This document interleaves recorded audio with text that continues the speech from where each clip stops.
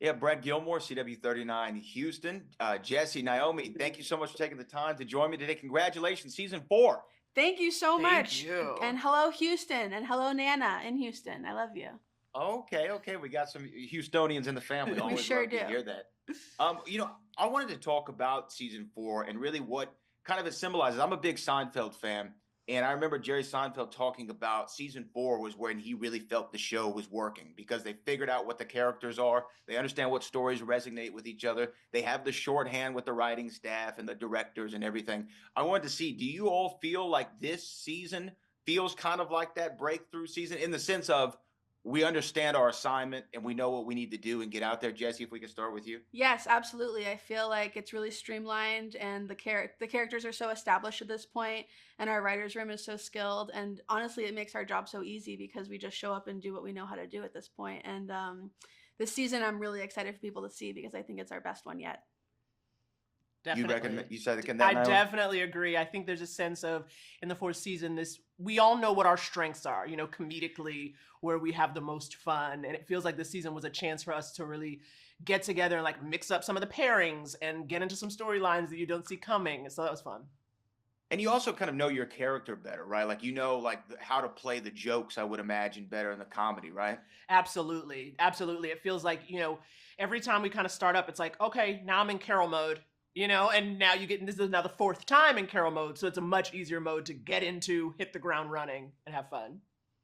Now, I always also find like with single camera comedies, where there's not the studio audience or the laugh track or something, indicating when we need to laugh, knowing how that comedy is going to play is really important. The writing has to be there, but also the delivery. Who do you kind of look to, Jessie, in the moment of saying like, is this working, or is it that internal, I don't know, that internal feeling of like, I know that this joke is killing right now? Well, it definitely helps if people are breaking character and cracking up. Then you know it's going to be good. And you just take swings and you try different things. And the main person I trust is our editors because we do a lot of stuff that nobody sees, but they use the very best parts. And so the show is really a reel of all of our funniest jokes. You agree, Naomi? I think so, but I am really aiming to make the crew laugh. I want to get that person behind the camera who's like who's been standing there for 12 hours. If I can get a little titter, a little something, that's the good stuff. Yeah, if you can pop the crew, like, because they've been on set all day, they're tired, they've probably, especially established cameramen might have worked on several comedies, they've heard every joke, every delivery that you can think of. So if you get them, that's always good. And I always wonder too, like when you do the improv, you talk about the editors, because I know that there's some improvisation sometimes on the show and kind of letting things fly free. And I'm sure sometimes you have like the great improv joke that you hit in the moment, or a scene that comes improv, and you're like, oh, I hope they keep that in the edit. And then Yeah. it doesn't come, and you're like, oh man.